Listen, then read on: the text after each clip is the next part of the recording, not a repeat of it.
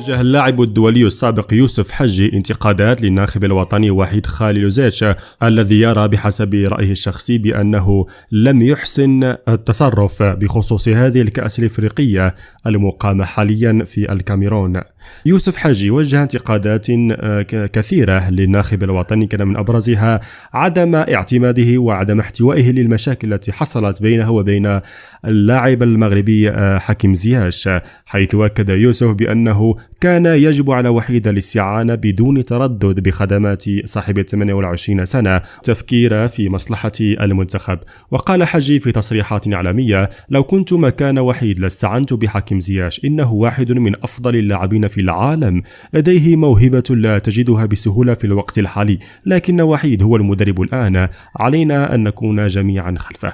ولم يشارك زياش في مسابقة الكان كما في المعسكرات السابقة لوصول الأطلس إلى جانب مواطنه نصير مزراوي بسبب خلافات بينهما وبين الناخب الوطني وحيد خليلزيتش، خلافات تتعلق بأمور انضباطية، الشيء الذي أخرجهما من حساباته بمبرر سوء الانضباط داخل المجموعة. والجدير بالذكر أن حظوظ عودة زياش ومزراوي لأحضان المنتخب المغربي تبدو كبيرة الآن، خصوصا بعد الإقصاء المر، وأيضا لأن المنتخب ظهر بأنه بحاجة ماسة لهذين اللاعبين المميزين.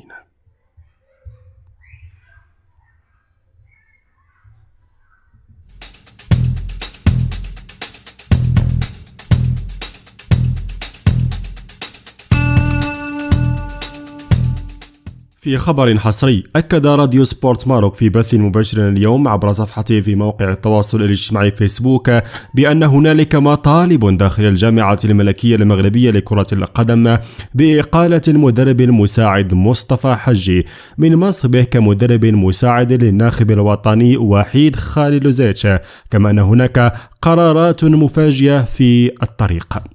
حيث أكد الصحفي الرياضي الحسناوي في ذات البث المباشر لراديو سبورت ماروك بأن مصطفى حجي يتعرض حاليا لانتقادات كبيرة من طرف الجماهير ومن طرف بعض الأعضاء داخل جامعة الكرة المغربية. كما أكد في ذات البث بأنه إلى حدود الآن لم يتم الاتفاق بشكل نهائي على إقالة مصطفى حجي، لكن الأمر وارد جدا أكثر من أي وقت مضى في الساعات المقبلة القادمة.